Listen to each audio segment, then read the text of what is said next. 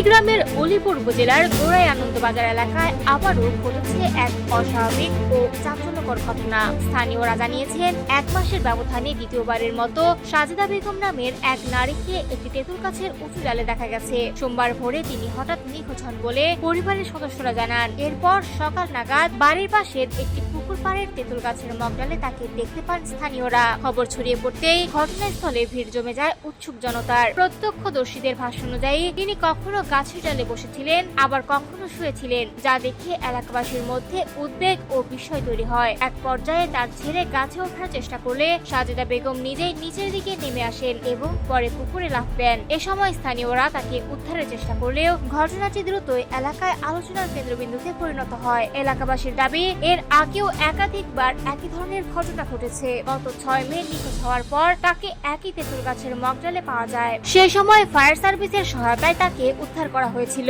এমনকি রমজান মাসেও একই ধরনের ঘটনার কথা জানিয়েছেন তার স্বজনরা। তবে সাজেদা বেগম নিজে জানিয়েছেন, এসব ঘটনার সময় তিনি কিভাবে সেখানে পৌঁছান বা কিভাবে গাছে ওঠেন তা তিনি বুঝতে পারেন না। তার ভাষায়, নামাজের পর বা নামাজের প্রস্তুতির সময় হঠাৎ শরীরে এক ধরনের শীতল অনুভূতি আসে, এরপর আর কিছু মনে থাকে না। তার স্বামী আবু সাইদ জানান, চিকিৎসকদের কাছে একাধিকবার দেখানো হলেও এখন পর্যন্ত কোনো নির্দিষ্ট রোগ নির্ণয় করা যায়নি। পরিবারও বিষয়টি নিয়ে চরম দুশ্চিন্তায় রয়েছে।